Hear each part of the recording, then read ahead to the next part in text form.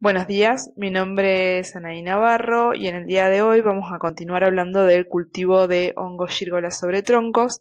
En este caso vamos a hablar del módulo 3 referido a incubación. Si se toparon hoy con este videito, les recomiendo que vuelvan y vean el módulo 1 y 2, donde estuvimos introduciéndonos a lo que es el tema hongos y revisamos lo que es siembras y programación. En el día de hoy los contenidos que vamos a ver son condiciones ideales para lo que es incubación, importancia de concepto aislamiento y calor metabólico, partes de una pila de incubación ideal, otro tipo de incubaciones y cuidados adicionales al momento de incubar. Cuando hablamos de condiciones de incubación, tenemos que saber que la temperatura óptima de incubación es de 25 a 26 grados. Como nosotros esta actividad la hacemos casi a la intemperie, sería la verdad que nos cuesta mucho establecer una temperatura tan acotada. Entonces nos manejamos con rangos aceptables que para este caso irían desde los 15 a los 35 grados centígrados. Obviamente, mientras más nos acercamos a 25 o 26, mejor. La humedad requerida es del 65%. Esta humedad es la humedad que viene de la madera, por eso cuando hablábamos de las maderas que necesitábamos para sembrar Pleurotus, decíamos que tenían que ser maderas frescas, no de más de un mes de cortadas. Y otra cuestión es que no requiere luz en esta etapa. El aislamiento térmico, bueno, tenemos acá algún concepto que pudimos armarnos sobre aislamiento. Básicamente es el armado de un mulching alrededor de la pila que me permita evitar el copiado de temperaturas externas, ambientales, hacia adentro de la pila. Los materiales que nos sirven como buenos aislantes son los malos conductores, por ende podemos encontrarlos con volúmenes tipo mulching, que podemos hacer con restos de poda, hierbas, cartones, papel, todas cuestiones que podamos reciclar, que encontramos en la chacra, en el patio, que podamos hacer una capa de aire, digamos, entre nuestra pila y el exterior, nos sirve como aislante. Otro concepto relacionado es el calor metabólico.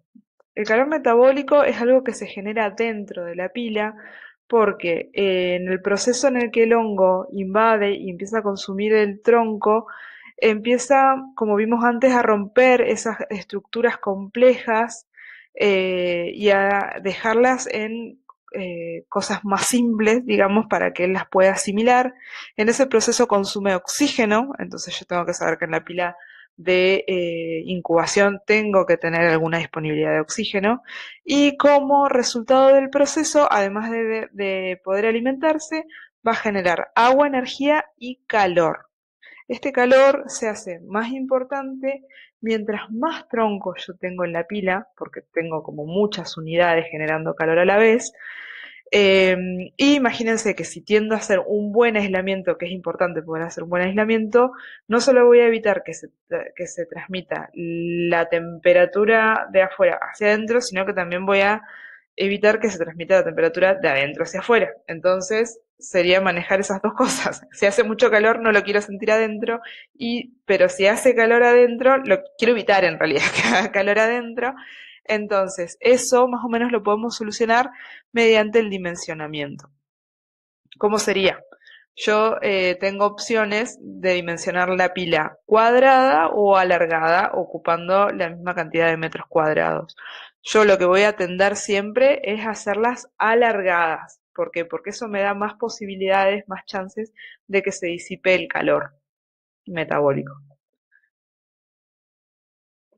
¿Cuál es la forma más, digamos, difundida de hacer incubación? Es esta, el paquete protegido. ¿Cómo se hace? Se apoyan los troncos directamente sobre el suelo, Todos bien juntitos y se tapan con un polietileno que sea bastante gruesito, se eligen por lo general de 200 micrones. Ese polietileno nos aseguramos de que quede bien cerrado, de que esté sano para que no pierda humedad.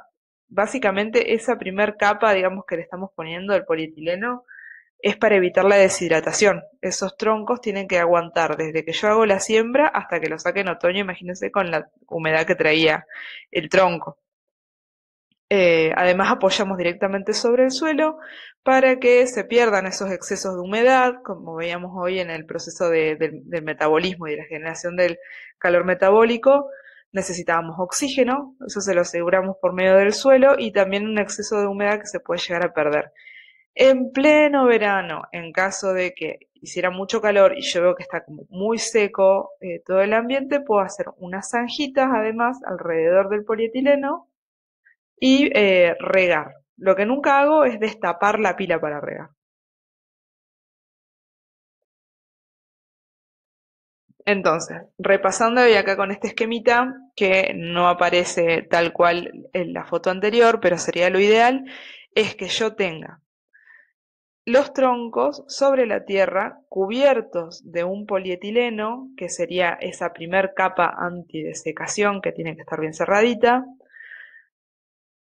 Anexo a eso material aislante que me haga ese mulching con aire para evitar digamos, el copiado de temperatura externo, y además una capa antirradiación que puede ser una media sombra o puede ser que yo arme la pila en un lugar muy sombreado y que evite la radiación directa, sobre todo en las horas de mayor temperatura.